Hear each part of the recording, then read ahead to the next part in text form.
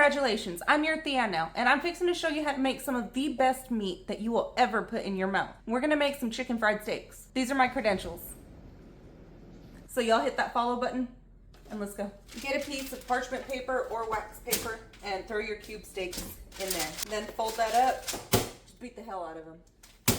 When we hit these, we want to start in the middle and work our way towards the edges. Spin that around 90 degrees, and again, start in the middle and work your way to the edges. This is what happens when you beat your meat. See how much it's grown? Now we're just going to take that off and set it to the side and get started on the next one. To a large mixing bowl, add about 2 cups of heavy buttermilk. I don't know why I said heavy. Whole buttermilk. Whole mensa. Whole buttermilk.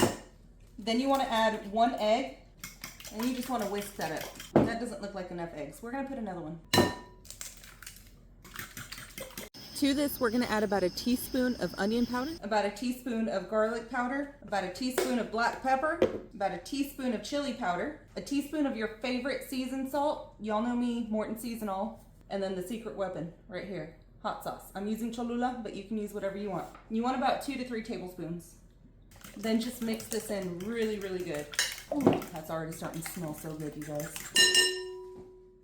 Get your cube steak and just lay that in your mixture. You want to make sure that each one is well coated. Then just cover this up with plastic wrap and set it in the fridge for about 1.5 hours to 2 hours. You want to let this marinate. Now we've got to get our dredge ready. So I'm going to add 2 cups of flour, and this is just all-purpose flour, to a bowl. Next, we're going to add a little bit of cornstarch. This is 1/4 cup. Yes, cornstarch. Cornstarch will give you that extra crunch that you're looking for. 1 teaspoon of baking powder. Add 1 teaspoon of your favorite seasoned salt, 1 teaspoon of chili powder, 1 teaspoon of garlic powder, 1 teaspoon of onion powder, and then about 1 teaspoon of black pepper. Then just whisk this together. You want this to be well combined, very well combined. You don't want pockets of any one particular flavor. Makes it really good. Now, if there's a certain spice that you don't like, you can leave it out. If there's a certain spice that you're allergic to, leave it out.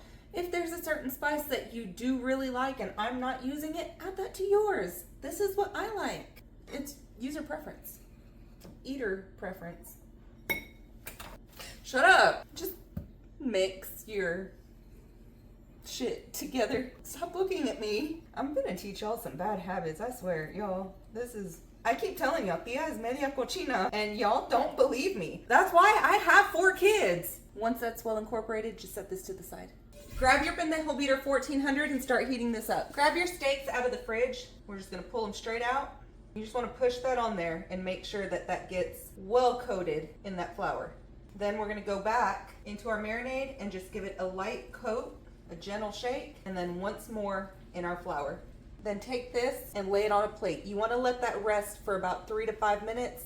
That way you don't have like a weird texture from all the flour that's sitting on top. You want that mixture to be able to absorb some of that flour. And then just start on your next one. Add some oil to your pan and let that start to heat up. The key to keeping these crispy is to invest in one of these. It's just a wire rack. You don't want to stack these as soon as you pull them off because then they will get mushy. Grab a chopstick or a toothpick and check to see if your oil is hot enough. If you stick that in your oil and it starts bubbling up, you'll know your oil's hot. Now grab one of your steaks and carefully add this to the oil. Wait about 20 or 30 seconds for that oil to heat back up before you add your next one. Then just let that cook for about 3 minutes on one side, give it a flip, and let it cook for another 2 to 3 minutes on the other side. Once those are done cooking, pull them out and place them on your rack. Carefully drain off everything but 1/4 cup of that leftover oil that's in your pan. We're going to use that to make our gravy. We're going to add in about 1/4 cup of all-purpose flour. And we're just going to make a quick little roux. You want to make sure to scrape the bottom of the pan. That's where all the flavor is hidden. And then from here, we're going to add in approximately 2 cups of milk. I'm just using regular whole milk. You can use whatever kind of milk you want. And then I'm just gonna keep whisking that. Once it starts to thicken up, we're gonna add about 1 cup of chicken broth.